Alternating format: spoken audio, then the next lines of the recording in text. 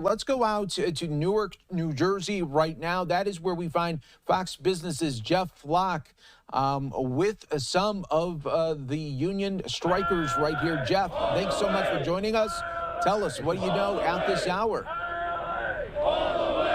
Well, Mike, maybe you can hear the chants in the background. ILA all the way. That's the International Longshoremen's Association. Now, maybe you hear no automation. That's a big factor in this strike. One of the reasons for the strike is that no agreement on what kind of future will be for the ports when it comes to automation. Some ports around the world are largely automated. Ports like this, the second or third largest port in the U.S., the ports of New York and New Jersey, they are not automated in a large measure. Maybe you hear the chants continuing, ILA all the way. Back behind those signs, you see some of the cranes. That's not really automation. These guys have to operate those cranes. There are ways to do that without people. That's what these guys are concerned about. They're also concerned about money. They, compared to the folks on the West Coast ports, make a whole lot less money. We're talking about a 6-year contract, though, and the number that we believe they are seeking is $77 an hour. That, or I shouldn't say that. I should say $69 an hour, an increase of about 77%. Fox Business spoke last night when the strike began with the president of the International Longshoremen's Association. Here's what he told us. The offers that we had, it didn't work out, and I just told them, so long, goodbye, I'm going with my members. We're always willing to sit down when the right numbers hit. And what would those right numbers be at the moment?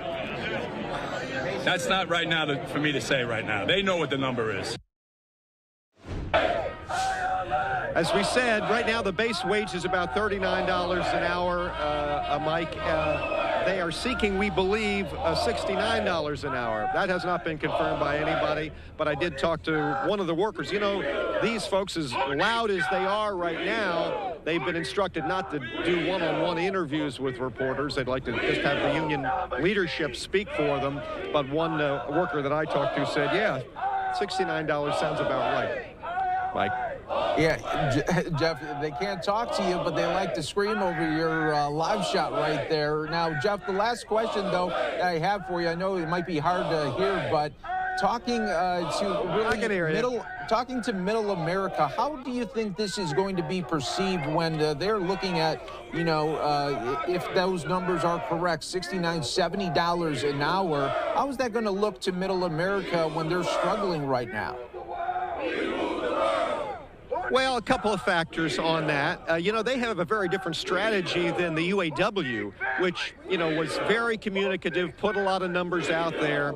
They haven't taken that path. They've been kind of close-mouthed. But the fact is that the shippers have made a lot of money over the course of the past few years, largely as a result of the pandemic. Back in 2022, I think the figure for profit was somewhere around $200 billion. And the workers here say they would like some of that shared with them. They weren't as profitable in 2023, but this year, I think the total profit so far this year for shippers is about $15 billion.